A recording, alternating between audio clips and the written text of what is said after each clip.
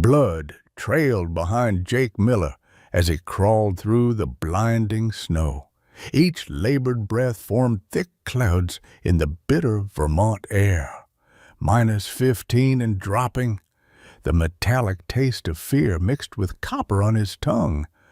20 feet away, William stood silhouetted against the cabin's faint light, shotgun barrel gleaming in the moonlight. Snow crunched under his boots as he advanced. "I know you're out here, Miller. You can't save what's already broken." From the darkness beneath the old pine, a pair of yellow eyes watched. The German shepherd's once powerful body now skeletal, trembling with cold and fear. A military-grade chain hung broken from his scarred neck. Jake's fingers found fur, felt the rapid heartbeat beneath. "I won't let him take you again," he whispered, pressing his face into Shadow's matted coat. "I promise." It'd be 4 hours earlier. Leave a like and share your thoughts in the comments along with the city you're watching from. Now, let's continue with the story. The remote Vermont town of Millfield hadn't seen a winter this harsh since '78. Temperatures plummeted to 15 below zero, transforming the landscape into a treacherous white wasteland where even the hardiest locals thought twice before venturing outdoors. Old-timers at Donovan's Diner claimed it was God's way of cleansing the earth. But Jake Miller knew better. Nature wasn't personal. It was just indifferent to human suffering. Jake had moved to his grandfather's cabin 3 years ago, abandoning his career as a military psychologist after losing a patient to suicide. At 34, his beard was already flecked with gray, his eyes carrying the weight of those he couldn't save. He made a modest living photographing wildlife, speaking to animals more than people. They, at least, didn't hide their true natures. William Thompson lived at the edge of town, in a dilapidated house inherited from his father. The 45-year-old former Army captain had returned from his third tour with medals and demons in equal measure. Locals gave him wide berth, especially when he'd been drinking, which was most days now. His trembling hands and haunted eyes told a story his lips refused to share. Rose Williams, Williams' 76-year-old mother, resided at Millfield Senior Living. A former military nurse who'd served in Desert Storm, she carried herself with the same wretched posture as in her youth, though her body betrayed her with arthritis and a heart condition. She called William every Sunday after church. He rarely answered. Dr. Emily Parker ran the town's only veterinary clinic, a struggling operation housed in a converted gas station. At 38, she'd turned down lucrative city positions to serve the community where she'd grown up. Though lately she questioned that choice as bills mounted and equipment aged, still, her hands remained stewardly and her heart soft, especially toward the strays others abandoned. Pastor Robert Daniels had shepherded Millfield's Presbyterian congregation for 30 years. The 65-year-old Vietnam veteran understood suffering intimately. His left leg a daily reminder of battles fought long ago. His sermons emphasized forgiveness. Though the old soldier sometimes wondered if he truly practiced what he preached, particularly regarding those whose actions seemed beyond redemption, none of them knew how their lives would intertwine that bitter winter, connected by a chain reaction that would begin with a single, desperate cry in the darkness. The howling wind rattled Jake's cabin windows as midnight approached. 3 fingers of whiskey remained in his glass, his nightly ritual to quiet the voices of those he couldn't save. Outside, the snowstorm intensified, Blanketing Millfield in deepening isolation, Jake added another log to the wood stove, watching flames consume the pine. That's when he heard it faint, almost imperceptible beneath nature's fury, a cry. He dismissed it initially. The wind played tricks on lonely minds. But there it came again, weak, desperate, distinctly alive. Jake grabbed his heavy coat and flashlight, cursing himself for responding to what was probably just a fox or coyote. He'd promised himself no more rescues, no more responsibility for another's survival. The bitter cold hit him like a physical blow as he stepped outside, snow immediately soaking through his pant legs. His flashlight beam cut through the swirling white, illuminating nothing but the relentless storm. He listened, turning slowly in a circle, there to the east, toward William Thompson's property. The sound came again, weaker this time. Jake trudged through knee-deep snow, his boots crunching a rhythm that matched his heartbeat. The 15-minute walk to Thompson's place stretched to 30 in these conditions. As he approached the dilapidated house, dark except for a flickering blue television glow, his flashlight caught something moving near the rusted shed. "Hello," Jake called, voice swallowed by the storm. The beam finally found its mark. Jake's breath caught in his throat. A German shepherd lay collapsed in the snow, tethered to the shed by a heavy-duty chain. No shelter, no water, no food in sight. Just a once powerful animal reduced to a skeleton of ribs and protruding bones. The dog's fur, matted with ice and filth, barely covered its emaciated frame. When the animal sensed Jake's presence, it tried to lift its head, a supreme effort that produced only a slight movement and another weak cry. Jake approached slowly, speaking in low, gentle tones. "Easy there, buddy. I'm not going to hurt you." The dog's eyes, deep amber, almost golden, followed Jake's movements with an intelligence that transcended animal instinct, despite its condition. There was something disciplined in that gaze, something trained. For an instant, Jake's mind flashed to images he'd seen during his military counseling days. Handler canine teams in Afghanistan, German shepherds leading patrols with alert ears and confident strides, dogs jumping from helicopters with specialized tactical gear. This animal had been something extraordinary once. The distinctive scar across its muzzle suggested a warrior's past. Jake knelt in the snow, removing his glove to carefully extend his hand. The dog made no attempt to growl or bite, watching instead with wary resignation up close. The conditions were worse than Jake had initially assessed. Frostbite had turned the paw pads black in spots. Open wounds around the neck showed where the chain had cut into flesh. Every rib stood in stark relief against skin. "What kind of monster?" Jake muttered, anger warming him against the cold. The decision was made in an instant, despite all his promises to remain uninvolved. Jake removed his heavy coat, wincing as the wind cut through his thermal layer. He gently wrapped the coat around the trembling animal. "Hold on, buddy. I'm getting you out of here." The chain had frozen to the ground. Jake pulled his hunting knife from his belt, working at the lock until his fingers grew numb and clumsy. When that failed, he attacked the rotted wood post where the chain was secured. 10 minutes of desperate hacking finally freed the animal. Jake gathered the wrapped bundle into his arms, shocked at how little the large-framed dog weighed. The animal released a soft whine pain, gratitude, or both, against Jake's chest. He could feel the dog's heart fluttering like a wounded bird. The trek back to his truck nearly broke Jake.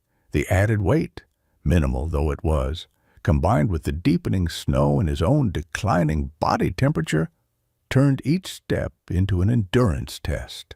Twice he fell, struggling back up with the dog clutched protectively against him. "Stay with me," Jake repeated, unsure if he was talking to the dog or himself. "Just stay with me." By the time he reached his truck, Jake's lips had turned blue. His hands shook violently as he placed the dog on the passenger seat, cranked the heater to maximum, and skidded onto the unplowed road toward town. Emily's clinic was dark when he arrived. Jake pounded on the door, then called her emergency number. "It's -15, Jake. This better be life or death." Emily answered, voice thick with sleep. "It is," he said simply. 20 minutes later, under the harsh fluorescent lights of the examination room, Emily's professional demeanor cracked as she assessed her patient. "My God," she whispered, gently examining the dog while Jake, wrapped in a thermal blanket, watched anxiously. "I've never seen neglect this severe.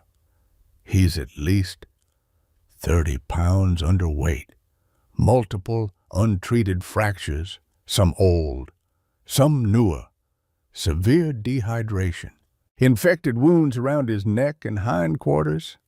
She looked up at Jake, face grim. Temperature so low it barely registers. How was he even conscious? "He's a fighter," Jake said. "Military trained, I think German Shepherd, maybe Belgian Malinois mix." Emily nodded, administering intravenous fluids and medication.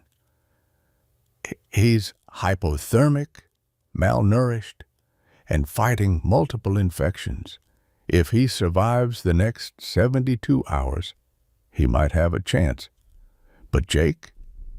She hesitated. "Treatment like this doesn't come cheap. We're talking thousands, even with my discounts." Jake swallowed hard. His wildlife photography barely covered his modest expenses. "What's in my savings account is yours. Just save him." Emily worked through the night while Jake dozed in a waiting room chair. At dawn, she gently shook him awake. "He's stabilized, barely. I've started him on antibiotics, pain management, and nutrition support. He's got a long way to go."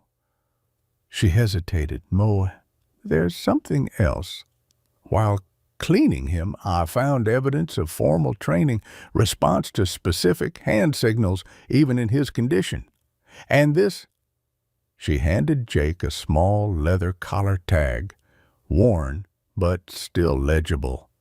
Stamped into the surface was Shadow, and below that, a military identification number partially obscured by wear.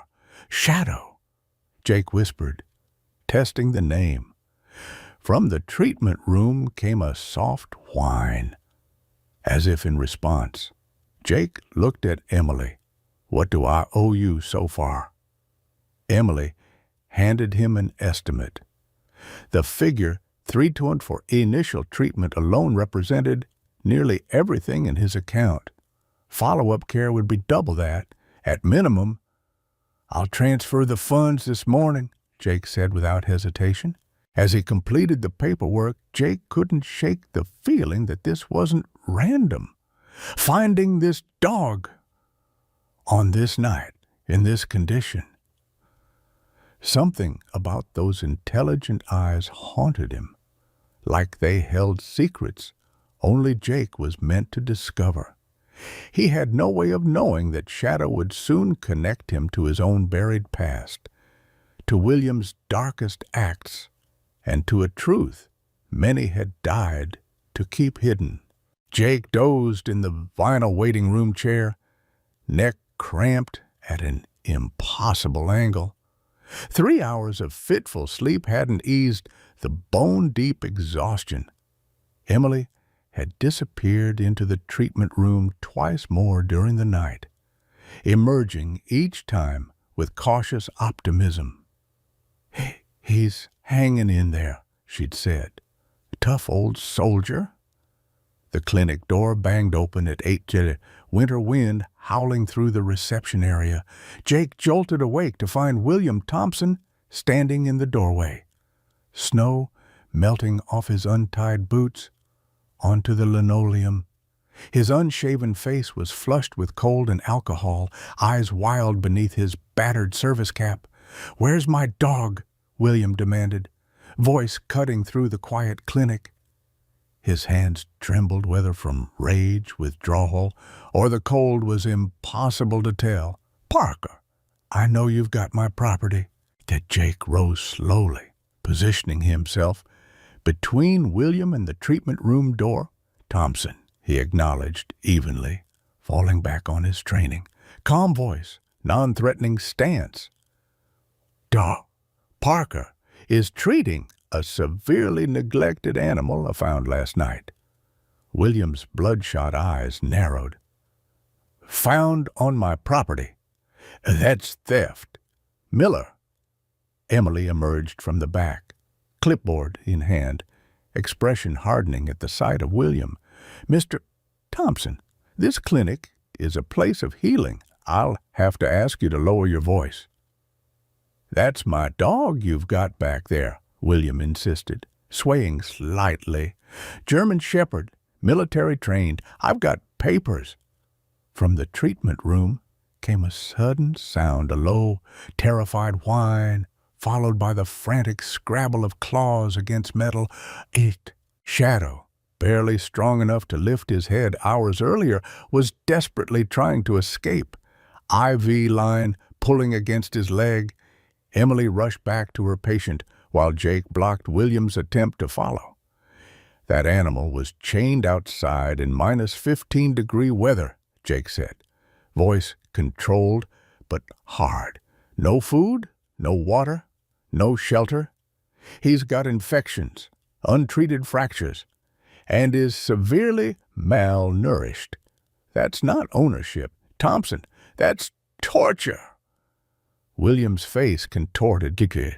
"You don't know anything about it," he hissed, alcohol fumes heavy on his breath. "That dog, he's dangerous. Combat trained. I'm protecting the town, keeping him contained." "Contained? He was dying," Jake countered. William lunged forward suddenly, catching Jake off guard. "You've got no right to judge me." His voice cracked with emotion beyond simple anger. "You sit in your cabin taking pretty pictures, while some of us can't close our eyes without seeing what we've done, what we had to do." The outburst confirmed Jake's suspicion. PTSD, severe and untreated. Behind the aggression lay something broken, a mind still fighting battles long after leaving the battlefield. Emily returned, expression grave. "Shadow's heart rate is dangerously elevated. He's clearly terrified by your presence. Mr. Thompson." She stood firm, the small-town veterinarian suddenly formidable. "If you truly own this animal, you're facing serious neglect charges. I've documented everything." William's face paled beneath his weather-beaten complexion. "Shadow," he repeated, the name seeming to trigger something. He backed toward the door. "This isn't over. Miller, that dog is mine." After William stormed out, Emily sighed heavily. "I found something while trying to calm Shadow." She held up a small scanning device. "He's microchipped, military issue, not standard pet registration." Jake's heart sank. If the chip confirmed William's ownership, their options narrowed considerably. "I've requested access to the database, but it'll take time," Emily continued. Meanwhile, his condition remains critical. He needs specialized care I'm not equipped to provide here." Jake nodded, understanding the unspoken message. Small-town vets didn't have the resources of urban animal hospitals.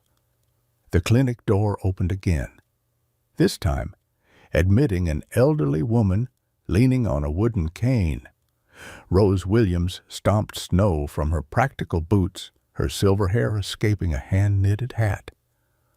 "I heard William was causing trouble," she said without preamble.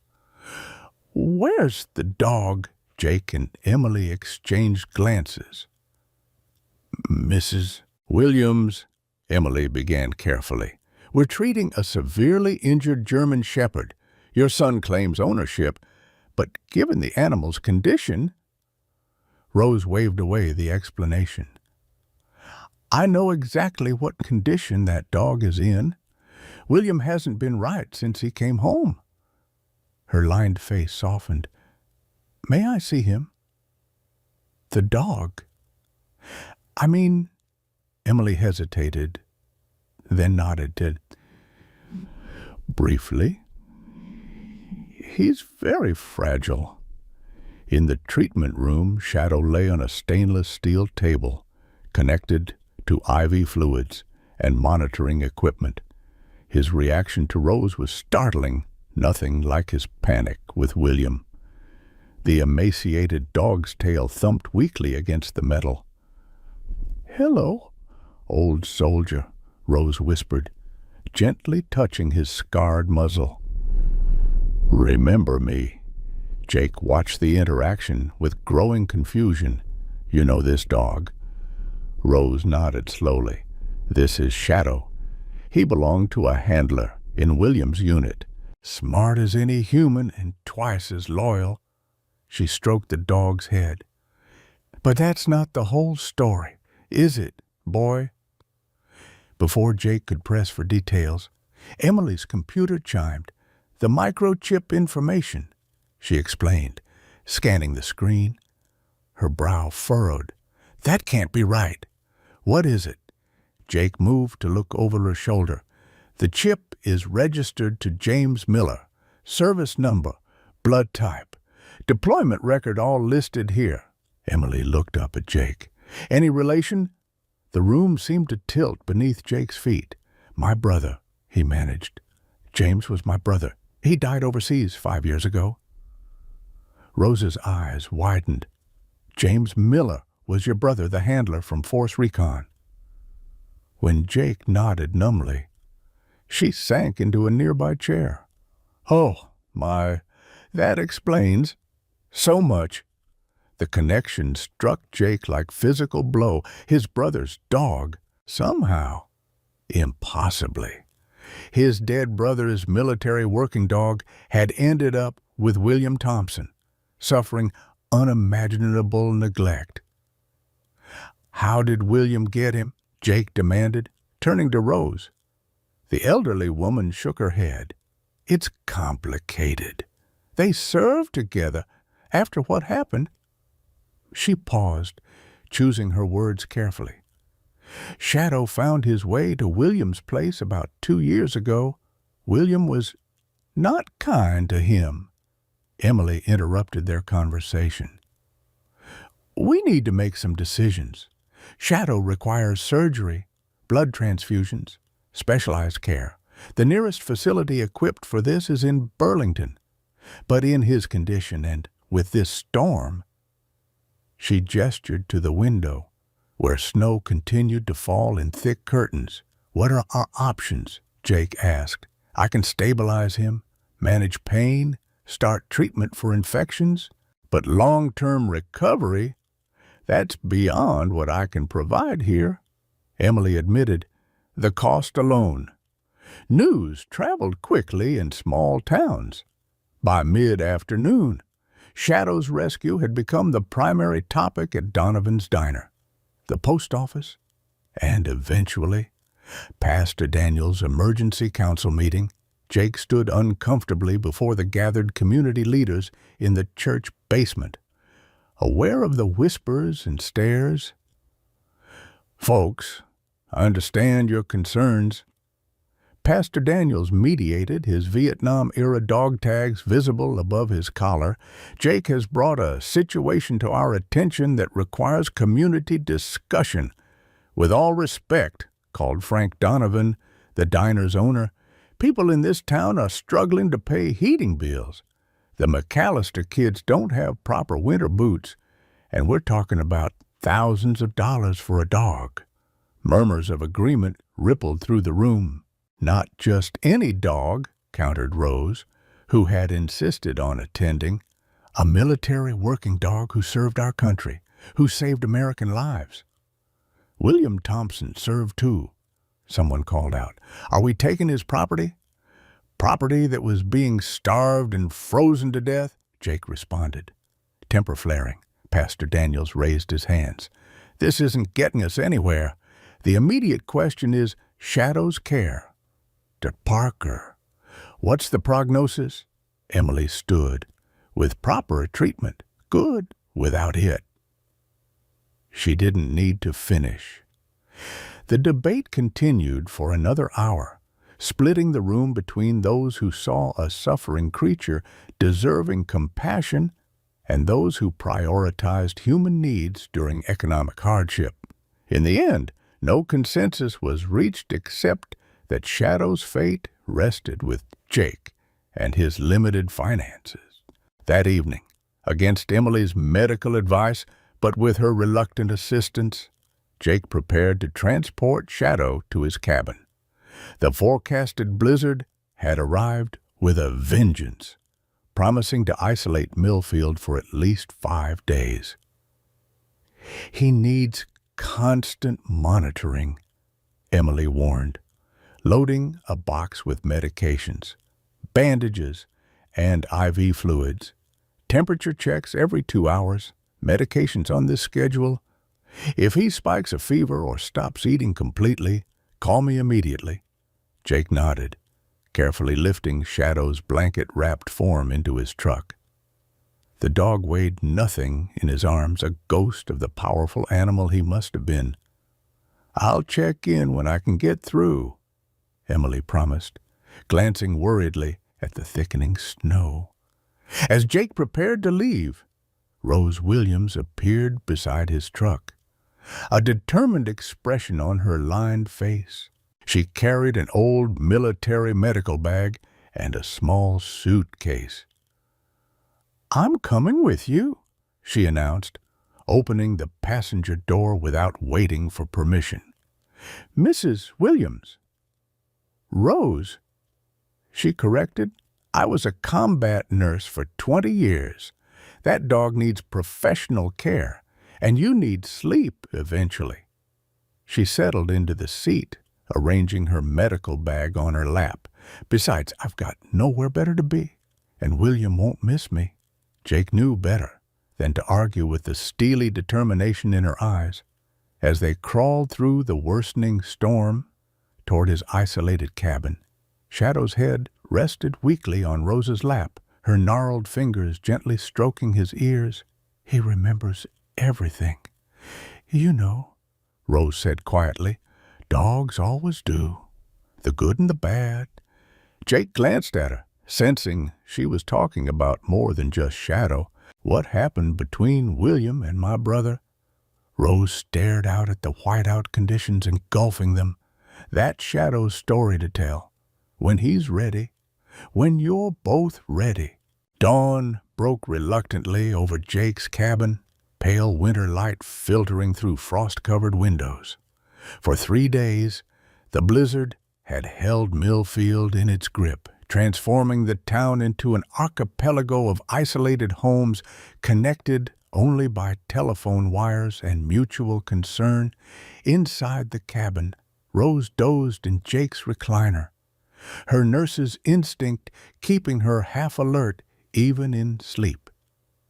Every few hours, she had risen to check Shadow's vitals, administer medications, or change his bandages with hands made clumsy by arthritis but precise by decades of practice.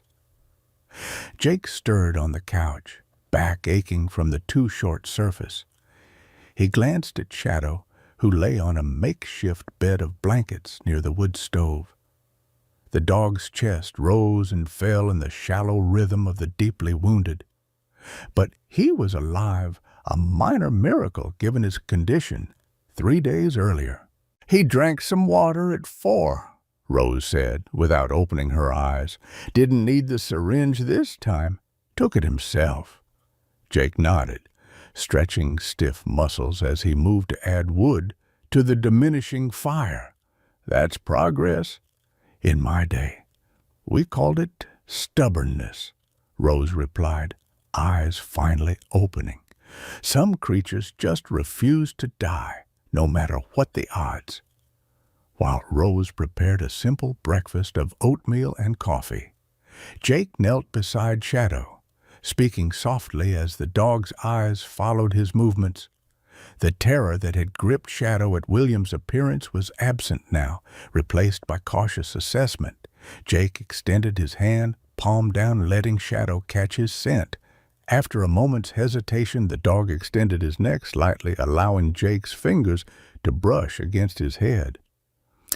"There you go, buddy," Jake murmured. "Nobody's gonna hurt you here." Across town, William Thompson sat alone in his darkened living room, an empty whiskey bottle on the floor beside his recliner. The television flickered soundlessly, casting blue shadows across his unshaven face. His hands trembled violently as he tried to open a prescription bottle, spilling several pills onto the stained carpet. "Damn it!" he shouted, voice cracking in the empty house. He slumped back, eyes fixed on a water stain spreading across the ceiling. In his mind, the stain transformed into something else, the red bloom of blood spreading across desert sand, the surprised eyes of a young Marine who trusted him, the accusing stare of Shadow as the dog tried to drag the wounded soldier to safety. William pressed his palms against his eyes until colored spots danced in his vision, trying to erase the memories. They came anyway, relentless as the winter storm. "Not my fault," he muttered. "Orders. Following orders." On the mantelpiece, a dusty photograph showed a younger William, arms slung around another soldier, both smiling beneath the Afghan sun. James Miller. Before everything went wrong, before William made choices that couldn't be unmade. The dog had appeared like a ghost 2 years ago, materializing on William's property as if guided by some unknowable instinct. The sight of Shadow had nearly stopped William's heart, the living embodiment of his worst actions, of the moment his moral compass had shattered completely. He'd chained Shadow outside, unable to look into those knowing eyes, but equally unable to end the animal's life. Instead, he'd let neglect do the work for him.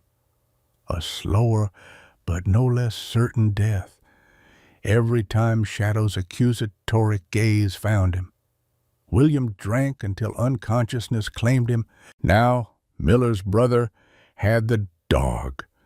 The brother who didn't know the truth, who couldn't be allowed to discover it.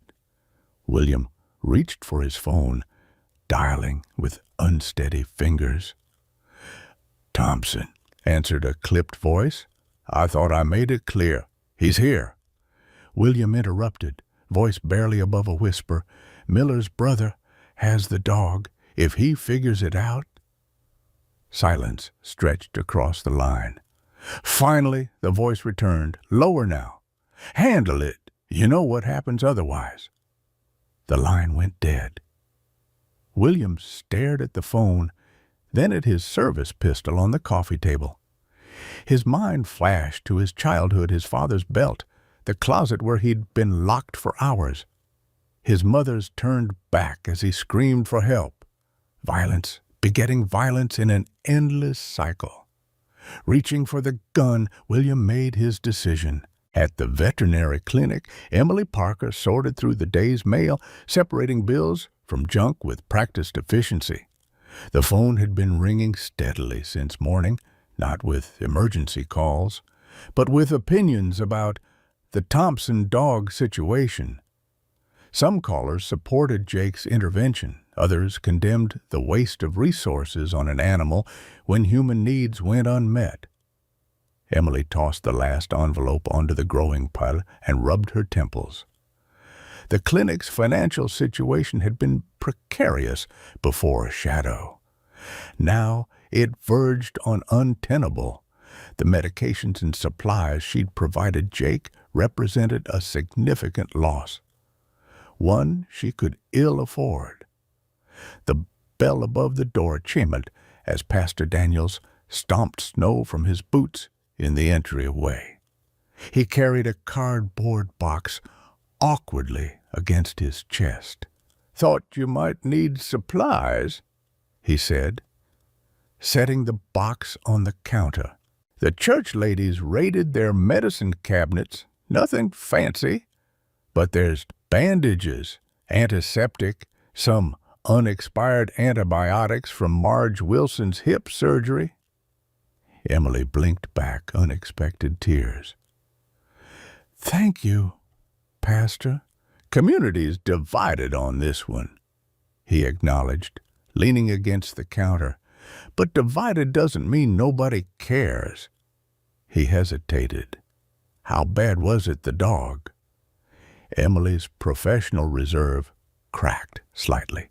"In 20 years of practice, it's the worst neglect case I've seen. Deliberate cruelty." The pastor nodded slowly. "William came back damaged, more than most."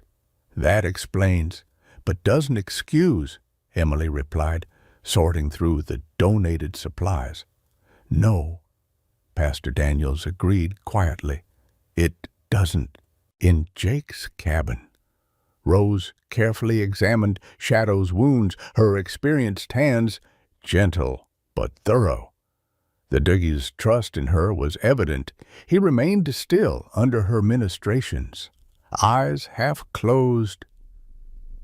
"Military dogs," Rose mused as she applied fresh bandages. "Extraordinary creatures.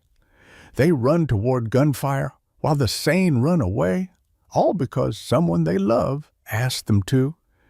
Jake watched from the kitchen as he prepared a thin broth for Shadow. "You know a lot about military working dogs." "3 tours in combat zones alongside them," Rose replied. "They saved more lives than most medics, including mine." She finished the bandaging and straightened with a wince. "In Da Nang, 19/1, a shepherd mix named Rex alerted to an ambush before our patrol walked into it. Saved 37 men that day." She settled back into the recliner, fixing Jake with a penetrating gaze. "Your brother was a handler." Jake nodded, stirring the broth absently. "Force recon." He didn't talk much about his deployments during our calls, but he mentioned Shadow once or twice. Said they were developing an understanding. "That's putting it mildly," Rose said. "The bond between handlers and their dogs goes beyond partnership. Well, it's something closer to—" She paused, searching for the word. "Communion. Each knows what the other is thinking, without signals or commands." Jake set the broth aside to cool. "My brother died 5 years ago. IED. They told us Shadow wasn't mentioned in the report." Rose's expression remained carefully neutral. "Military paperwork has a way of omitting the important details." Jake felt the familiar hollow ache whenever he thought about James. His older brother by 3 years, James had been the family hero football captain, Marines at 19, Force Recon by 24. Jake had followed a different path, using his psychology degree to help veterans while James created them. They'd remained close despite different worldviews. "I have some of his things in storage," Jake said suddenly.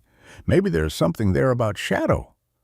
While Rose monitored their patient, Jake retrieved several plastic totes from the shed behind the cabin, brushing off accumulated snow before bringing them inside.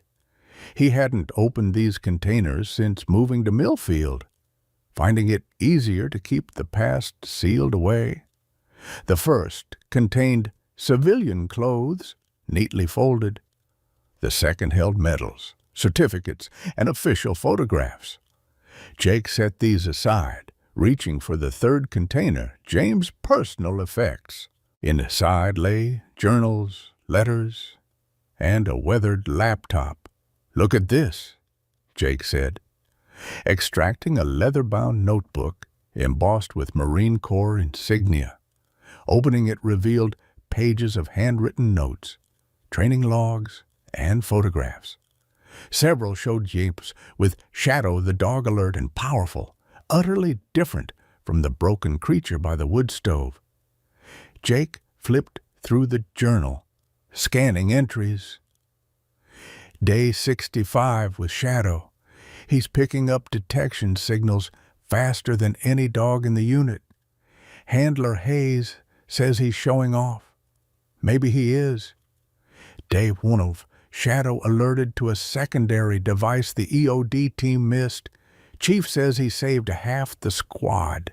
Extra rations tonight. The entries continued, documenting training, milestones, and missions. Jake read aloud an entry from near the end. Day 307. Something's off with the captain. Shadow senses it too, keeps positioning himself between us. Thompson's making calls after dark, speaking Arabic. Could be innocent, cultural liaison stuff. But Shadow doesn't trust him. Neither do I anymore. Jake looked up from the journal. "Thompson," he said. "William was my brother's commanding officer." Rose nodded slowly. Captain William Thompson. Highly decorated until the incident that resulted in several casualties, including your brother. "What incident?" Jake asked sharply. Before Rose could answer, a low whimper drew their attention. Shadow had begun trembling violently, paws twitching as if running, soft cries escaping his throat, a nightmare or a memory. Jake instinctively moved toward the dog, drawing on his training with PTSD patients. "Easy, Shadow," he soothed, keeping his voice calm and steady. "You're safe. You're not there anymore." He continued speaking quietly, establishing a rhythmic pattern with his words until Shadow's trembling subsided. The dog's eyes opened, briefly confused before focusing on Jake with something like recognition. "That's it," Jake encouraged. "Stay with me, right here." Jake maintained eye contact with Shadow, demonstrating slow, deep breathing that the dog gradually began to mimic. It was a technique Jake had used countless times with veterans, grounding them in present sensory experiences to disrupt traumatic recall. "Good boy," Jake whispered, as Shadow's breathing normalized. "Good boy." Rose watched the interaction with keen interest. "You've done that before, with people." Jake nodded, still focused on his Shadow. PTSD manifests similarly across species.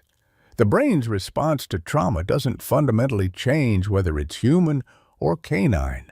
And he described his work with veterans, how he'd specialized in trauma recovery before his patient's suicide had shattered his confidence. "I thought I understood trauma," he concluded bitterly, "until I couldn't save someone who trusted me. War breaks something in all who touch it," Rose said quietly. "Sometimes the breaks heal stronger. Sometimes they don't heal at all. She gestured toward Shadow. But healing is always possible, even years later. Jake reached for the journal again, determined to understand the connection between his brother, Shadow, and William Thompson. Before he could continue reading, his satellite phone rang, the only reliable communication during the blizzard. "Jake, it's Emily. Listen carefully." Her voice was tight with urgency. "William Thompson came to the clinic looking for you and Shadow. He's been drinking, he's armed, and he's heading your way on his snowmobile. I've called the sheriff, but in this weather—" Jake's blood ran cold. "How long ago?" 20 minutes, maybe less. Jake, he's not stable. Be careful." Jake hung up and quickly explained the situation to Rose. "We need to secure the cabin," he said, moving to check the locks. "And I need you to tell me exactly what happened with my brother and William Thompson." Rose's weathered face seemed to age further. "It's not a simple story, Rutki," she began. "William was a good soldier once, a good man.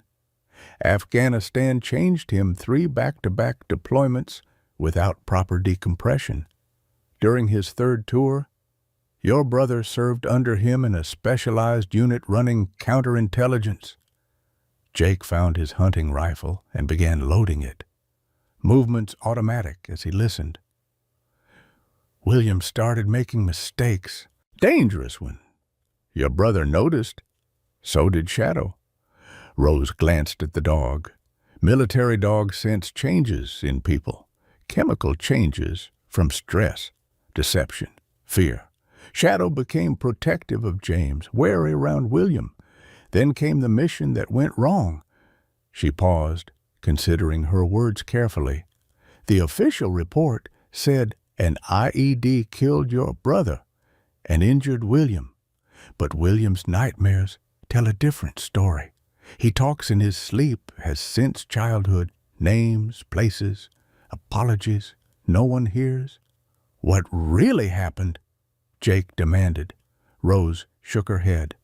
"I only know pieces. William was involved in something unauthorized. Your brother discovered it. There was a confrontation. Shadow was there." A sharp crack interrupted her, the sound of breaking glass from the rear of the cabin. Jake motioned for Rose to stay down as he moved toward the sound, rifle ready. Shadow, despite his weakness, struggled to rise, a low growl building in his throat. "Stay. Shut up," Jake commanded softly. "Stay." The dog complied reluctantly, eyes fixed on the hallway leading to the back door. His entire demeanor had transformed, ears forward, muscles tense despite his injuries. The untrained observer might see only an injured animal, but Jake recognized the posture of a sentinel resuming its duty. In that moment, watching Shadow override his physical pain to respond to a threat, Jake understood what his brother had meant by developing an understanding with his canine partner. Shadow wasn't just a military asset or a pet. He was a soldier who had never been relieved of his duty. A soldier who had witnessed something 5 years ago that William Thompson was willing to kill, to keep hidden. Jake positioned himself at the hallway entrance, Rose and Shadow behind him in the main room. Outside, the snowstorm continued to rage, nature's violence providing cover for the human variety about to unfold. In the oppressive silence between wind gusts, Jake could hear heavy breathing and the uneven footsteps of someone who'd fortified himself with liquid courage. Shadow's protective instinct, buried beneath layers of abuse and neglect, had reawakened at the moment of greatest need. As William Thompson's shadowy figure appeared at the end of the dark hallway, Jake realized that the broken animal he'd rescued might ultimately be the one to save them all. "Don't move! Miller!" William's voice cut through the darkness, slurred, but determined. The shotgun in his hands wavered slightly, betraying trembling muscles or alcohol, perhaps both. Snow melted from his shoulders onto the cabin floor, his breath visible in the cold air flowing through the broken window. Jake kept his rifle trained on William's chest, mind racing through de-escalation techniques. Behind him, Rose had positioned herself protectively near Shadow, who remained in a half-crouch despite his weakness. Golden eyes locked on William. "Put the gun down, Thompson," Jake said evenly. "Whatever happened between you and my brother, this isn't the way." William barked a harsh laugh. "Your brother, St. James Miller, Force Recon's golden boy." He took a stumbling step forward. "You have no idea what he was involved in, what that dog saw." "Then tell me," Jake replied, not lowering his weapon. "I'm a pretty good listener. Used to do it professionally. Too late for talking," William muttered, gaze shifting between Jake and Shadow. "The dog knows. Can't let him—" He cut himself off, swallowing hard. Shadow emitted a low, continuous growl, the sound building from deep in his chest. Despite his emaciated condition, something of the military working dog emerged in his posture, alertness and authority, radiating from his gaunt frame. "William," Rose called softly from behind Jake. "Son, this isn't you. This is the war talking. Stay out of this, Mother," William snapped, but his eyes betrayed a flicker of uncertainty. Jake seized the opening. "Thompson, you're a decorated officer. You led men honorably. Whatever happened over there, honorably?" William's bitter laugh held no humor. "I sold ammunition to the same people planting IEDs. I traded coordinates for cash, and your brother found out." His voice cracked. "James and his damn moral compass wouldn't look the other way." The confession hung in the frigid air. Jake felt a cold that had nothing to do with the broken window. "William, put the gun down," he said carefully. "We can figure this out." "No figuring out. Too late." William raised the shotgun higher, aiming directly at Shadow. "That dog is the only witness left. Once he's gone, several things happened simultaneously." Rose stepped forward, calling William's name. The sudden movement drew his attention and his aim away from a Shadow. Jake lunged toward William as the shotgun swung toward Rose. And Shadow, defying his injuries and weakness, launched himself across the room with a strength born of desperate loyalty. The shotgun discharged with a deafening boom as Shadow collided with William. The blast hitting the ceiling instead of Rose, Jake tackled William, wrestling for control of the weapon. They crashed into the wall, plaster cracking under the impact. William fought with the desperate strength of a man with nothing to lose, landing a solid blow to Jake's temple that sent stars exploding across his vision. Jake fell backward, momentarily stunned. William raised the shotgun again, breathing heavily, blood trickling from a cut where Shadow's teeth had grazed his arm. "Don't!" Rose commanded, her voice cutting through the chaos with the authority of a woman who had faced death in combat zones. She had positioned herself between William and Shadow, standing straight despite her arthritis. "If you do this, William, you'll never come back from it." William's hands trembled violently. "You don't understand what I've done?" "I understand more than you think," Rose replied steadily. "I've patched up boys who made terrible choices. I've held their hands while they died with regrets. But this—" She gestured toward the shotgun. This solves nothing." Jake recovered enough to retrieve his fallen rifle, but hesitated to raise it. "Listen to your mother. Thompson, it's not too late."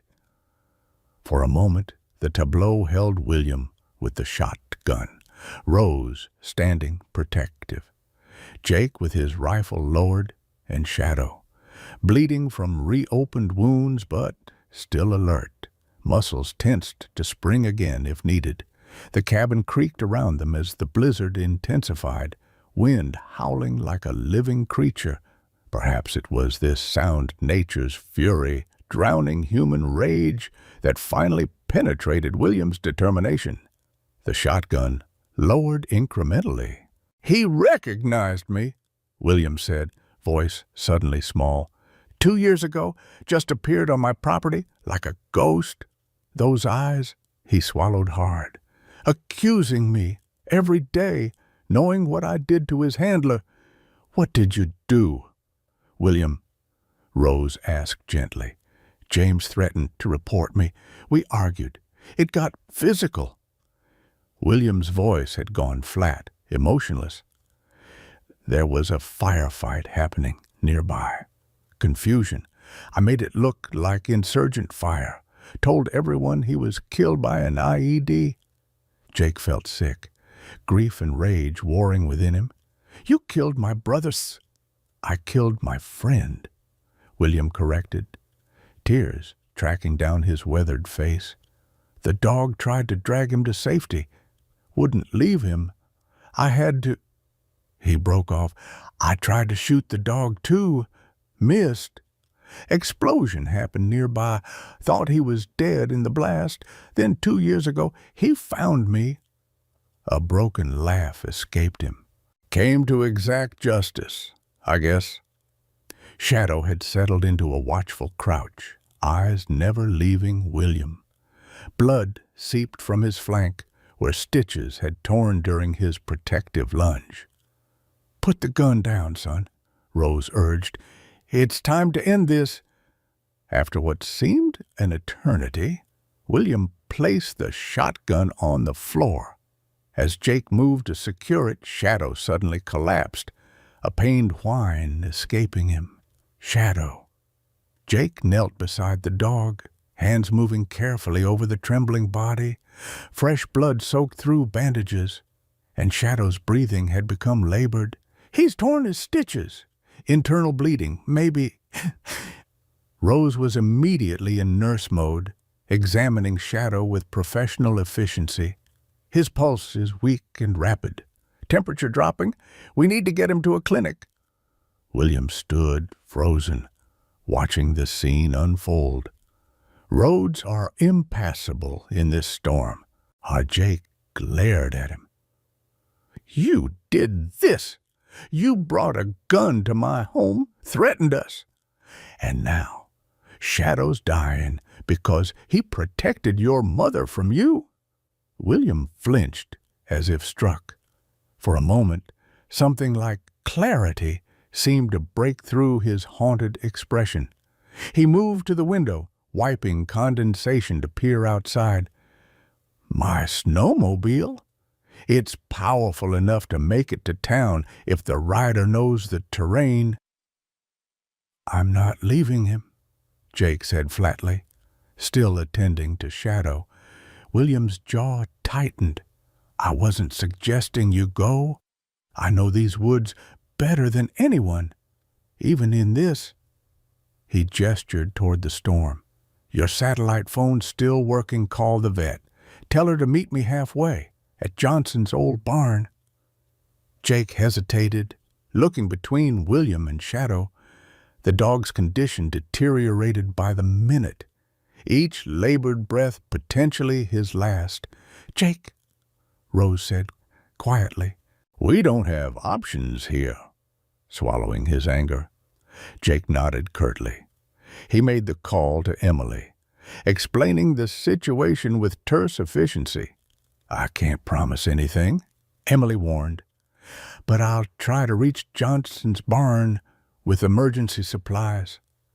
Within minutes, William had gathered Shadow carefully in a blanket. "I'll get him there," he promised, meeting Jake's gaze directly for the first time. "At least let me do this right."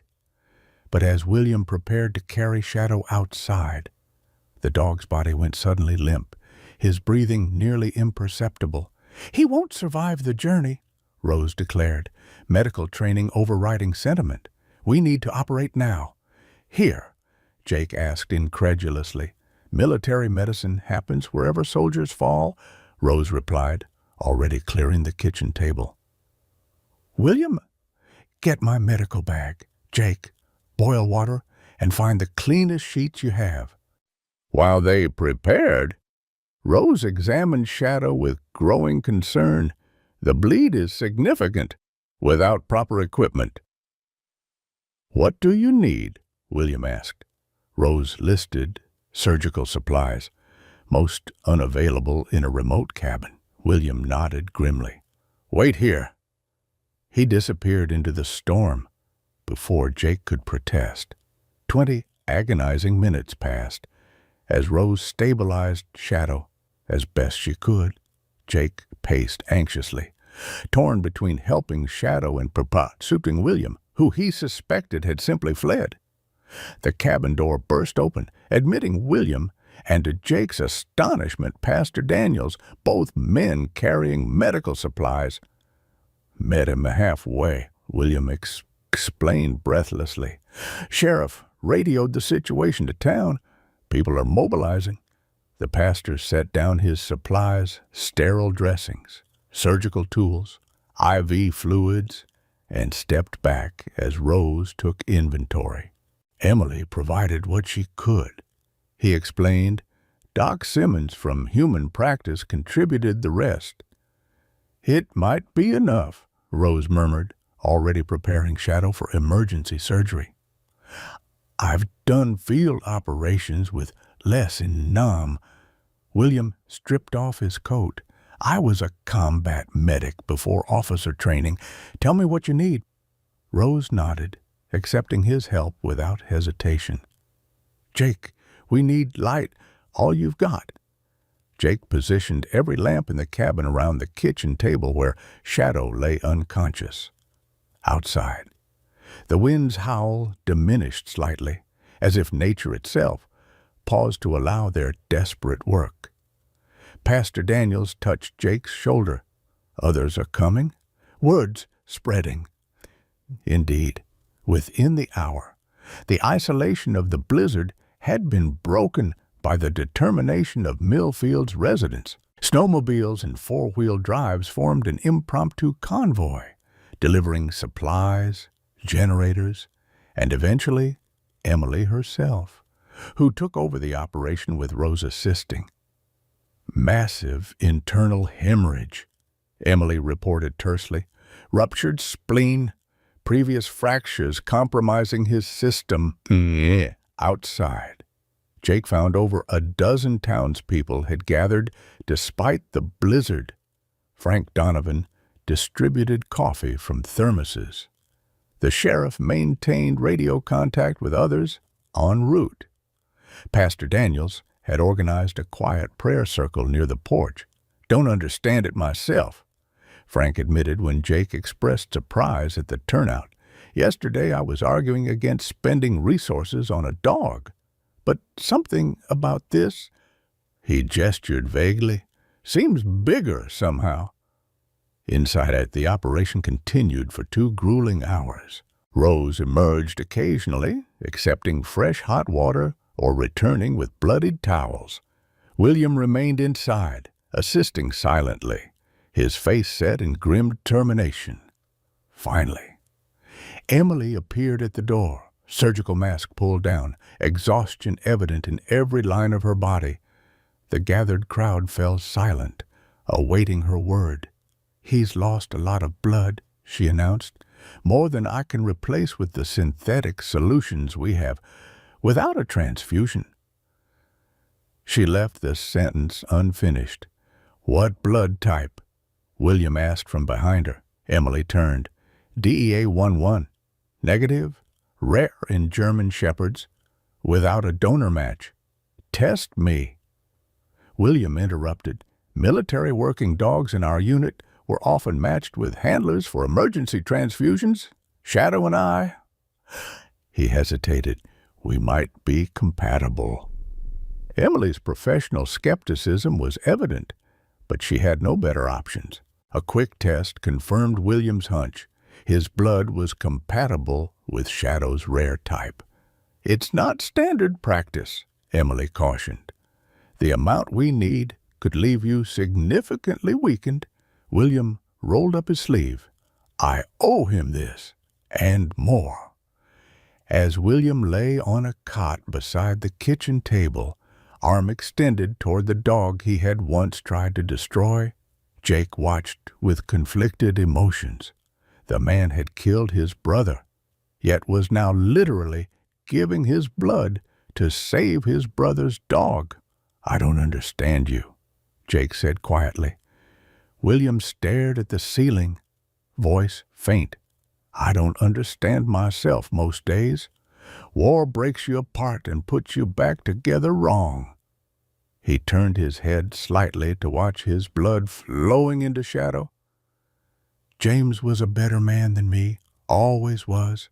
He tried to help me before I... His voice trailed off. This doesn't make things right, Jake said. Nothing could, William agreed. But maybe it's a start. The transfusion continued, William growing paler as Shadow received the life-giving blood. Outside, the storm finally began to subside, moonlight occasionally breaking through racing clouds. The gathered townspeople maintained their vigil, passing blankets and coffee, sharing stories of their own beloved animals or the veterans in their families. Inside, Shadow's condition stabilized slightly with the transfusion, but remained critical. As Emily monitored his vital signs, the dog's heart suddenly developed in a rhythmic pattern, then flatlined completely. The monitor's steady tone filled the cabin with dreadful finality. No, Jake whispered, moving toward the table. After everything, no. Emily immediately began resuscitation efforts, her hands sure despite hours of surgery. Rose assisted, her weathered face set in professional concentration that couldn't quite mask her emotional investment. William struggled to rise from his cot despite his weakness. Don't you die, he ordered the motionless dog. Not like this, not for me. The monitor continued its monotonous tone as Emily worked, minutes stretching into an eternity. Jake found himself silently bargaining with whatever force might be listening, promising anything if only Shadow would live. Outside, unaware of the crisis within, Pastor Daniels led the gathered community in a hymn that drifted through the cabin walls and unexpected harmony to the desperate medical efforts inside. The flatline tone permeated the cabin like a physical presence, relentless, unforgiving. Emily performed chest compressions with mechanical precision, her face showing nothing of the despair that had settled over the room. 3 minutes had passed since Shadow's heart stopped, then 4, 5. Emily, Rose said gently, placing a hand on the younger woman's shoulder. It's time to call it. No. The word escaped Jake as a rasp. He moved beside Emily, placing his own hands over Shadow's still form. Try again, please. Emily hesitated, then nodded, administering another injection before resuming compressions. Outside, the hymn had faded into respectful silence, as if the gathered townspeople somehow sensed the battle being waged inside. William sat slumped on his cot, pale from blood loss, watching with hollow eyes. He survived Afghanistan, he murmured. Survived me. Can't die on a kitchen table in Vermont, Jake felt a curious disconnection, as if observing the scene from a distance. The same detached horror he'd experienced upon learning of James' death enveloped him now. First, his brother. Now his brother's dog, both victims of war's long reach across time and geography. "Come on, soldier," Jake whispered to Shadow. "Fight! 7 minutes. 8. Beyond medical hope." Emily finally stepped back, shoulders slumping. "I'm sorry, Jake. He's gone." The flat line continued, accusatory in its constancy. Jake remained frozen, hands still resting on Shadow's coarse fur. In that moment, grief for his brother, long compartmentalized and controlled, crashed through his professional defenses. His legs buckled, and he sank to his knees beside the table. "Jake," Rose moved to comfort him, her nurse's composure finally cracking. "Oh, my boy." "But James loved this dog," Jake said, voice breaking. "When we talked, Shadow was the only bright spot in his stories. His partner?" He looked up at William, anger flaring through grief. "You took them both." William flinched but didn't deny it. "James discovered I was selling ammunition to local warlords. Money was going to pay for Mother's cancer treatments back home." His voice sounded distant, empty. "He confronted me alone. Said he was giving me 24 hours to turn myself in. Shadow was with him, always with him." William's confession spilled out in halting sentences, as if the words themselves caused physical pain. "We argued. I pulled my sidearm. James tried to disarm me, and the gun, it went off." His eyes fixed on something distant. "Shadow attacked me, tried to drag James away. I fired at the dog, missed. Then actual enemy fire started, perfect cover. I reported James killed by insurgents. Shadow lost in action." Jake listened, each word a fresh wound. "You left them both to die. James was already gone." William's voice cracked. "The shot. It was center mass. Nothing could have been done, even if—" He trailed off, unable to complete the thought. "That's not true," Rose interjected quietly. Her weathered face had aged a decade in the past hour. "Shadow was there. William, he stayed with James." Jake looked up sharply. "What do you mean?" Rose's gaze never left her son's face. "William told me pieces over the years, in nightmares, mostly. Shadow didn't run. He protected James' body for hours, kept predators away until a patrol found him. They tried to approach, but Shadow wouldn't let anyone near James." Her voice softened. "He was still guarding him when they finally sedated him." Jake turned back to Shadow's still form, imagining the loyal dog standing sentinel over his fallen handler, refusing to abandon his post even in death. The image broke something inside him, releasing tears he'd suppressed since his brother's funeral. Outside, the number of gathered townspeople had grown despite the late hour and lingering storm. Word had spread somehow, drawing more to Jake's isolated cabin. Their murmured conversations created a backdrop of community concern, a stark contrast to the sterile military notification of James's death years earlier. Through the window, Jake saw flashlights moving through the snow, more people arriving.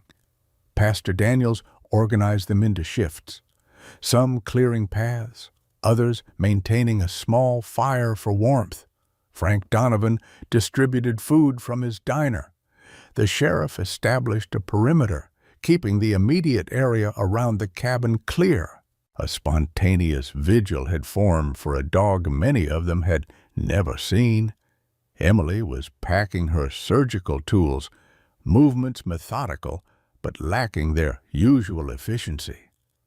"I'll need to make arrangements," she said quietly. "For Shadow, when you're ready." The finality of her words seemed to reach William through his fog of guilt and blood loss. He struggled to his feet, swaying dangerously. "No," he said, reaching for the IV line still in his arm. "Take more, as much as needed. William, you've already donated more than is safe." Emily objected. "Your pressure is dangerously low." "Take it all, then," William insisted with sudden ferocity. "What does it matter? My blood for his blood, James' blood." He looked at Jake, eyes clear despite his weakness. "It should be me on that table. Sit down before you fall." Rose ordered her son, medical training overriding maternal indulgence. "More blood won't help. His heart has stopped." "Then restart it," William demanded irrationally. "You've got electricity, don't you machines?" "This isn't a hospital," Emily began, but hesitated as headlights swept across the cabin windows. A vehicle had navigated the barely passable roads, arriving with a spray of snow. Dr. Howard Simmons, the town's only physician, burst through the door carrying a medical case. "Got your call on the emergency band," he announced to no one in particular. "Brought what I could." Hope flickered briefly, then died as Emily explained the situation. Simmons examined Shadow quickly, confirming what they already knew. But instead of stepping back, he opened his case. "Sternal cardiac stimulator, skits," he explained, removing a device. "For human patients, but the principle's the same. One shot to restart the rhythm if there's any cellular activity left." "Do it," Jake said immediately. The physician looked to Emily, who nodded permission. The next moments passed in tense silence as Dr. Simmons applied the device to Shadow's chest. The jolt made the dog's body convulse slightly, but the monitor remained obstinately flat. "Again," Jake insisted. Dr. Simmons exchanged glances with Emily before administering a second attempt. Nothing. William had moved to stand beside Jake, their shared grief momentarily superseding the gulf of betrayal between them. "One more," William said hoarsely. "Please." The third attempt yielded the same result. Dr.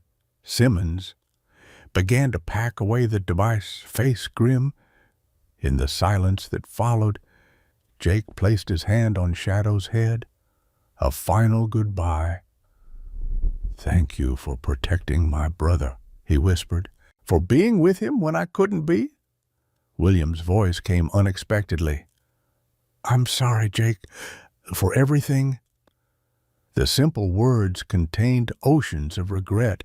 James was worth 10 of me, always was. Perhaps it was the genuine remorse in William's voice, or the shared grief of the moment, but Jake found himself responding, "He would have forgiven you. Eventually."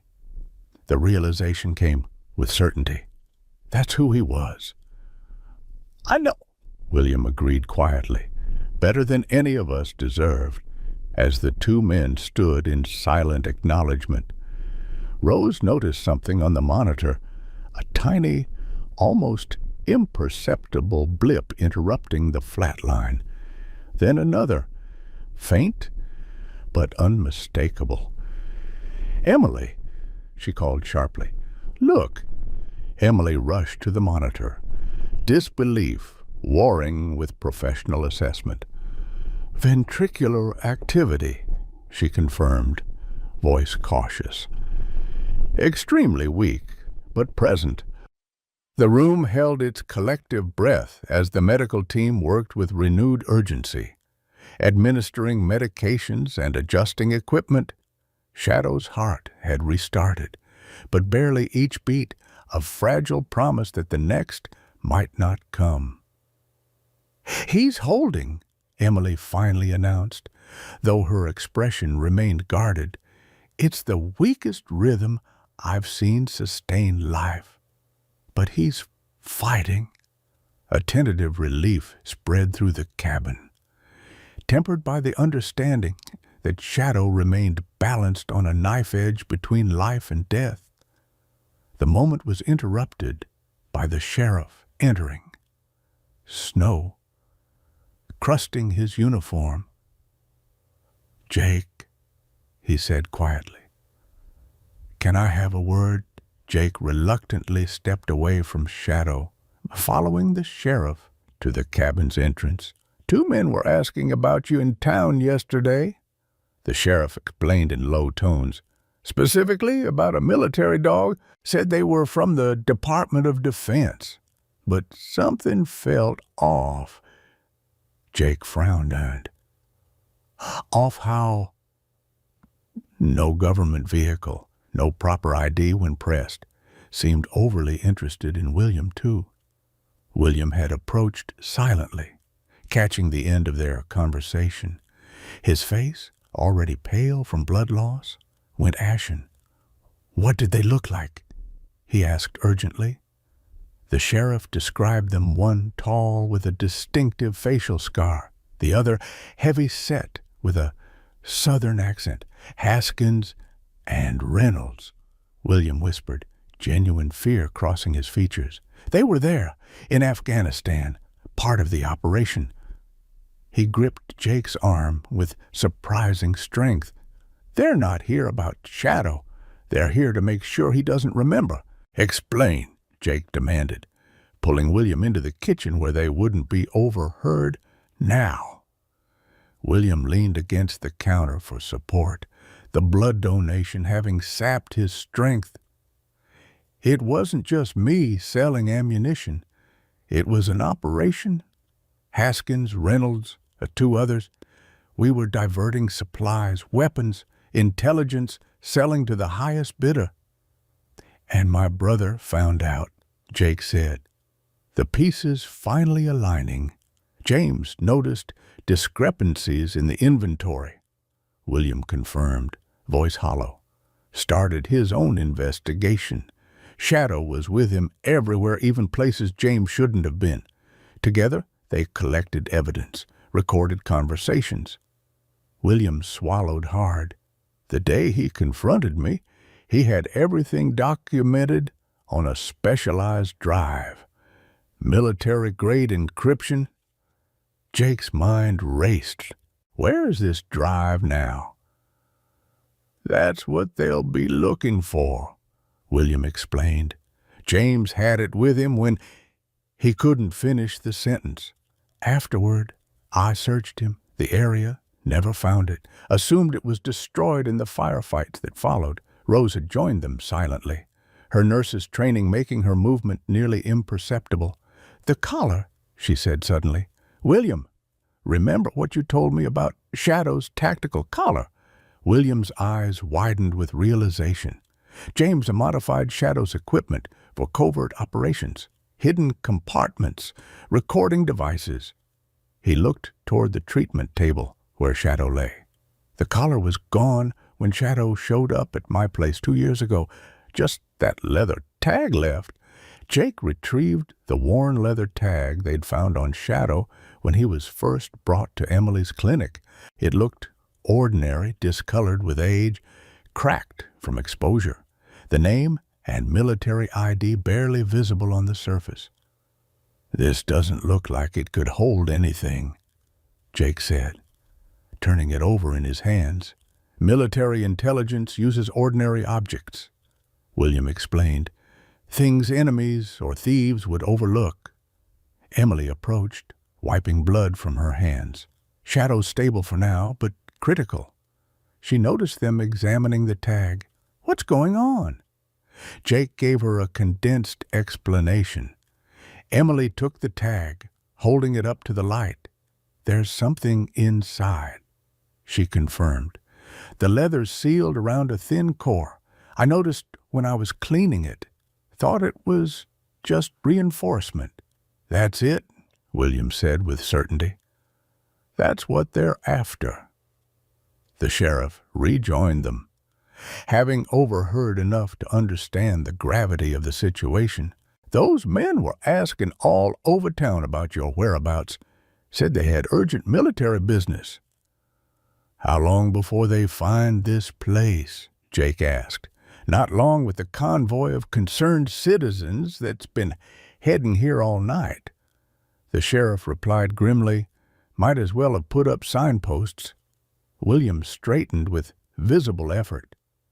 "We need to get the Shadow and that evidence somewhere safe." "Shadow can't be moved," Emily objected. "His condition is too precarious." The group fell silent, weighing impossible options. Finally, Rose spoke. "Then we bring the fight to our terms." The former combat nurse's voice carried the authority of someone who had made life or death decisions under fire. "This is our town, our ground. We defend it." The sheriff nodded slowly. "I can deputize a few of the veterans outside, create a perimeter." "No," Jake countered. "Too many people at risk. These men killed my brother and tried to kill Shadow. They won't hesitate with civilians." He turned to William. "We need to know exactly what we're dealing with. Tell me everything." William sank into a chair, exhaustion evident in every line of his body. As he spoke, the full horror of his past unfolded. Afghanistan, 5 years earlier, a classified operation gone wrong, or rather, gone exactly as certain individuals had planned. William Thompson, respected captain with a spotless record, had been approached during his second tour by Haskins, a military intelligence officer with connections to private defense contractors. The proposition seemed small at first look the other way on certain inventory discrepancies in exchange for cash. William had initially refused, until his mother's cancer diagnosis reached him via a Red Cross message. Experimental treatments not covered by military insurance. Financial ruin looming for the woman who had sacrificed everything to raise him after his father's abandonment. William's moral compass, already compromised by consecutive combat tours, wavered, then broke. What began as small indiscretions grew into a sophisticated operation, weapons diverted from official channels, intelligence sold to regional warlords, supplies that never reached their intended units. William told himself no one was getting hurt until American patrols started encountering unusually well-equipped insurgents. James Miller, Force Recon Marine, with his military working dog Shadow, had been assigned to William's unit temporarily for a specialized mission. Smart, observant, and unfailingly honest, James noticed irregularities, started asking questions, used Shadow, trained in evidence detection to track supply movements off base. Shadow found a weapons cache that should have been delivered to a forward operating base. William explained, eyes fixed on some middle distance. James documented everything, serial numbers matching our missing inventory. Shadow was with him, wearing that specialized collar with built-in recording equipment. The confrontation happened during a routine patrol. James separated from the unit to speak privately with his commanding officer. Evidence secured on a specialized drive. He wasn't angry, William recalled, voice breaking. That was the worst part. He was disappointed. Said I was better than this. offered to help me come clean in exchange for testimony against the others. What followed haunted William's nightmares, the argument escalating. William drawing his sidearm, intending only to threaten, to buy time. James attempting to disarm him, the weapon discharging. The look on his face, William whispered. Surprise, then understanding. He knew he was dying. Shadow attacked instantly, teeth sinking into William's arm, dragging him away from James. William fired at the dog, missing as Shadow positioned himself protectively over his fallen handler. Actual enemy fire started. William continued. Maybe coincidence, maybe not. Haskins knew what I had done as soon as he saw me return without James. Helped me cover it up. James was reported killed by insurgent fire. Shadow presumed dead in the same attack. But Shadow hadn't died, wounded. The dog had remained with James's body until a patrol found them hours later. The loyal animal had to be sedated before medics could approach the fallen Marine. Shadow was treated for injuries, then reassigned standard procedure for valuable military working dogs. 2 years ago, Shadow showed up at my property.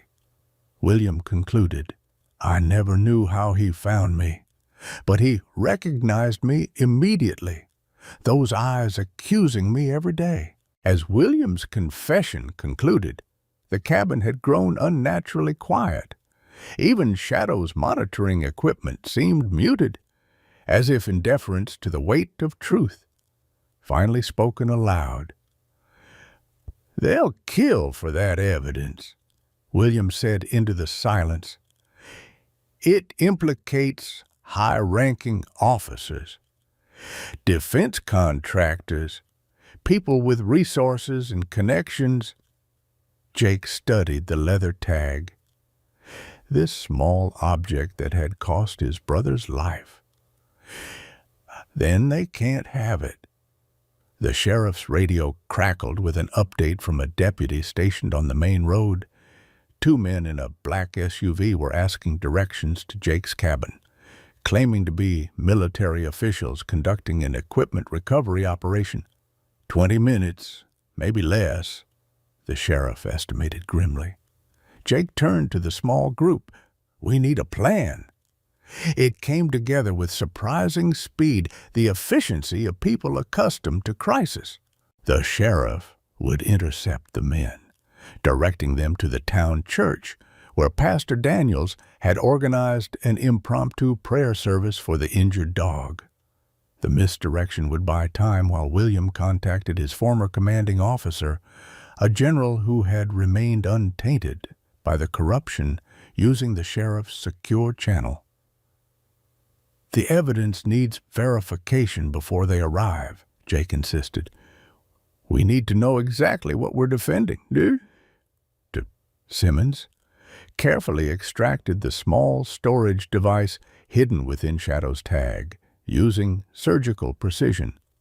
Emily provided her laptop, though the specialized military device required adaptation. I can help with that, offered Frank Donovan, who had entered with fresh coffee. At their surprised looks, he shrugged.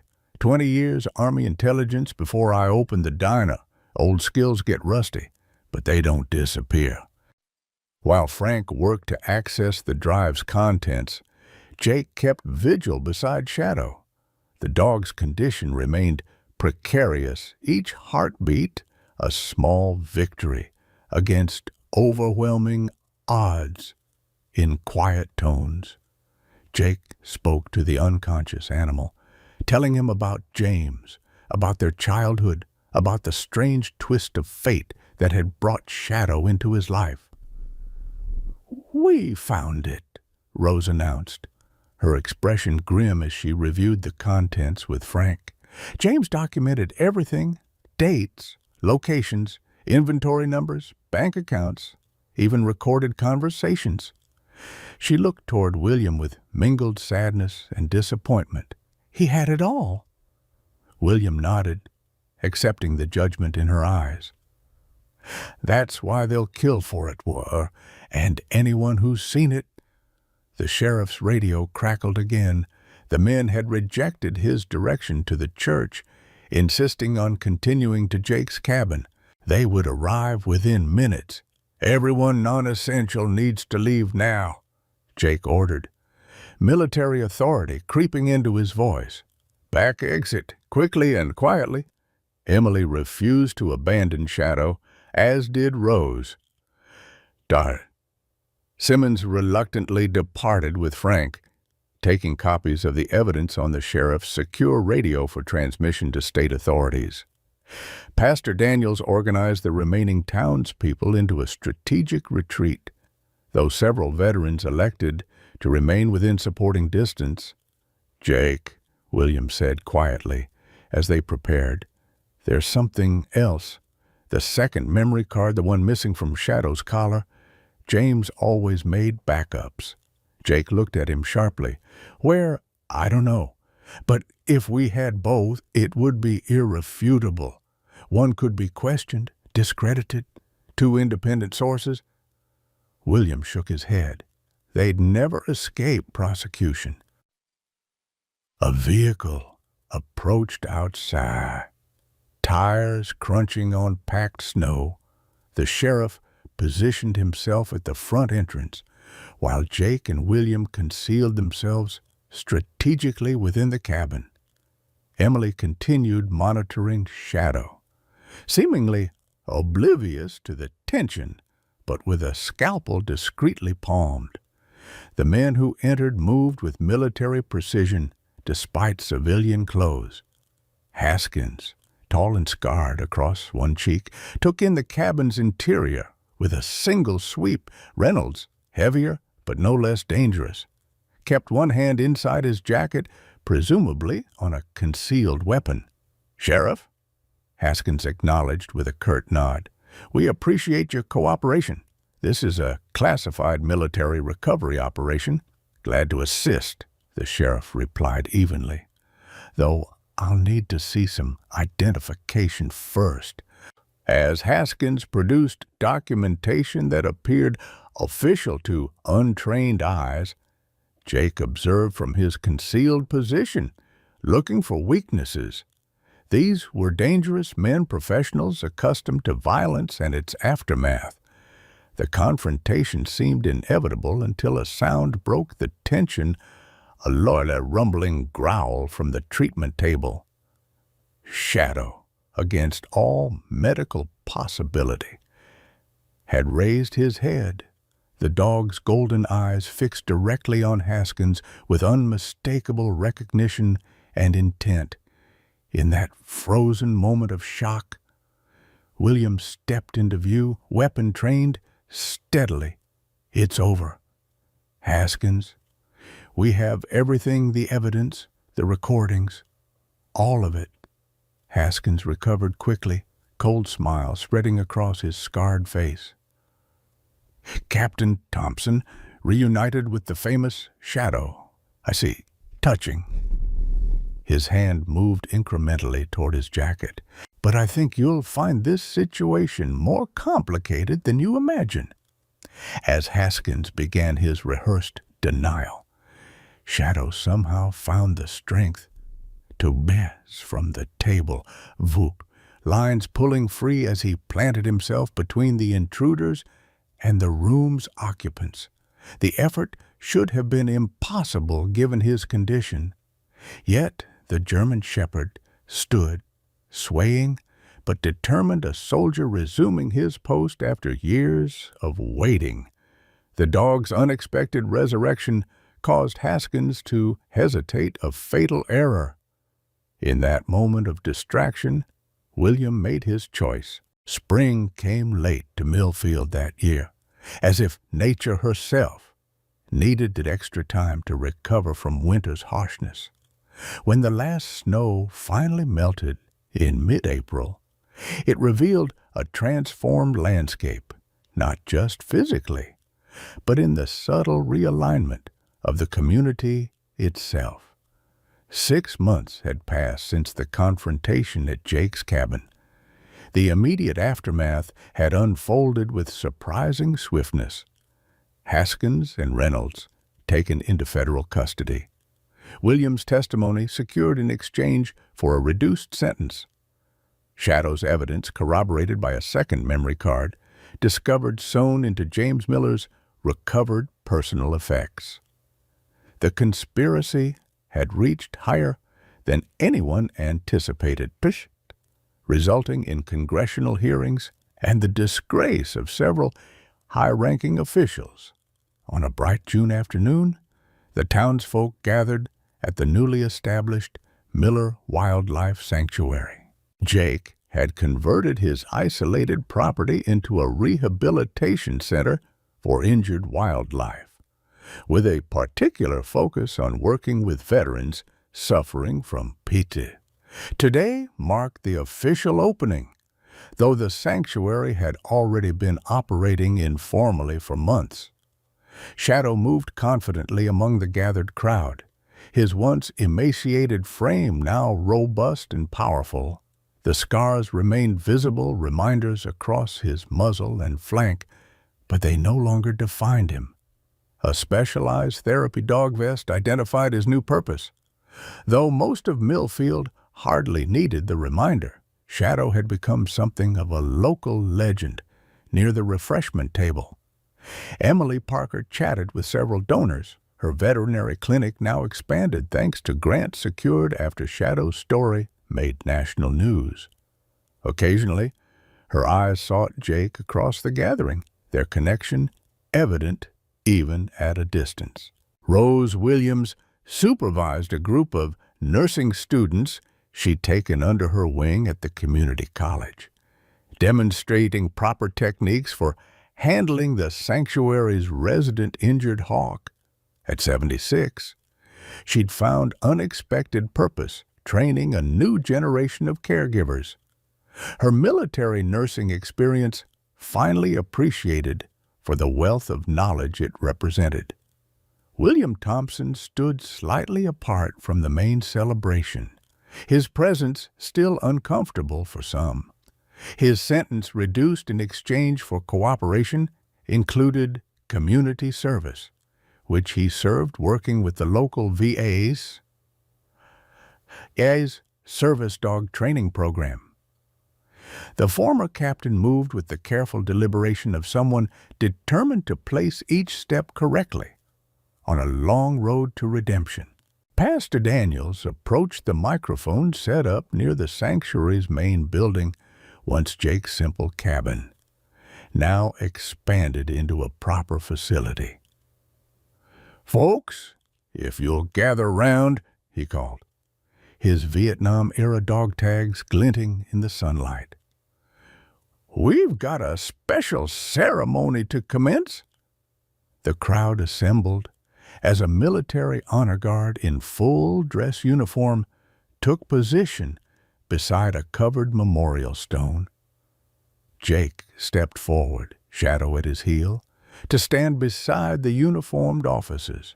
"Today, we not only open this sanctuary," Pastor Daniels continued, "but we right a wrong too long standing. Sergeant James Miller served his country with honor and integrity. Today, the record is formally corrected." A senior officer presented Jake with his brother's posthumously awarded Silver Star and Purple Heart, along with official documentation clearing James of any wrongdoing. The stone was unveiled, revealing a simple monument, Sergeant James Miller and T. Shadow, guardians of truth and justice. Shadow received his own recognition, an honorary discharge certificate and service medal attached to a new tactical collar, presented by the same unit he had served with in Afghanistan. The German shepherds sat at perfect attention during the ceremony, as if understanding the solemnity of the moment. As the formal proceedings concluded, the gathering transitioned to celebration. Frank Donovan's diner had provided an impressive spread, and the sheriff chatted amiably with Dr. Simmons about the sanctuary's potential impact on community health. In a quiet moment, Rose found her son standing alone near the tree line. Neither spoke immediately, the complicated weight of their history hanging between them. "Mom," William finally said, "I'm sorry for what I put you through. The choices I made were wrong," Rose finished firmly, but without rancor, "and you're paying for them, as you should." Her weathered hand found his. "But you're my son. That hasn't changed. Won't ever change." William's eyes glistened as he nodded, words temporarily beyond him. Across the sanctuary grounds, a young girl in a wheelchair approached Shadow cautiously. Her mother explained that Lizzie had been afraid of dogs since an accident 2 years earlier. Shadow seemed to sense her apprehension. Lowering himself to the ground and crawling the last few feet to her chair on his belly, the trained military animal making himself deliberately unthreatening.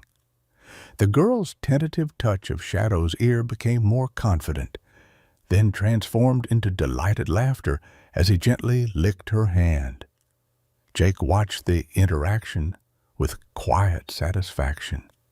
Emily, appearing at his side. "Some scars never fully heal us," she observed.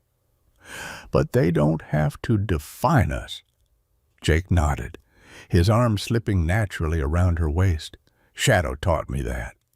As evening approached and guests departed, Jake found himself on the porch of the original cabin, now his private residence adjacent to the main sanctuary. William sat nearby in a rocking chair, his community service hours completed, but his presence becoming a regular fixture nonetheless. Shadow moved between them, finally settling at Jake's feet with a contented sigh. The setting sun painted the Vermont hills with golden light, promising fair weather. "James would have approved," William said quietly, "of all this." Jake considered this, then nodded. He believed in second chances. Rose emerged from the cabin with a coffee, her nurse's assessment of both men evident in her quick glance. "Second chances aren't given," she remarked, handing them each a steaming mug. "They're earned, then protected." The three humans fell silent, watching as the first stars appeared. Shadow raised his head, suddenly, alert to something only he perceived. A moment later, the distant sound of vehicles announced Emily's return with the supports. Shadow relaxed, laying his head on Jake's lap with absolute trust. As Emily's headlights appeared through the trees, the first delicate flakes of a late spring snow began to fall, rare but not unheard of in Vermont's mountains. The white crystals settled briefly on Shadow's dark fur before melting away, each one a small baptism, a whisper of renewal. Jake rested his hand on Shadow's head, feeling the steady pulse of life beneath his fingers. Some journeys ended, others, more important ones, had only just begun. Shadow's journey, from abandoned soldier to beloved healer, reminds us that our most painful chapters don't have to be our final ones. When life chains us to our past, whether through grief, regret, or loss, the courage to break free often comes from unexpected sources. Perhaps you've experienced your own version of winter's isolation, wondering if spring would ever return. Like the townspeople of Millfield, we all need community to weather our harshest storms. And like Rose, whose lifetime of experience became her greatest gift, our accumulated wisdom has value beyond measure. Shadow's story speaks to what truly matters: loyalty that outlasts betrayal. the healing power of forgiveness, and finding purpose through service to others. The sanctuary Jake built wasn't just for injured animals, but for wounded souls seeking redemption and connection. What unexpected sanctuary has helped you heal from life's deepest hurts? Has an animal companion ever taught you lessons no human could? We find ourselves in shadow, scarred but standing, vulnerable yet strong, our past acknowledged but our future unwritten. Share your story of resilience in the comments below. Your experience might be the very light someone else needs today.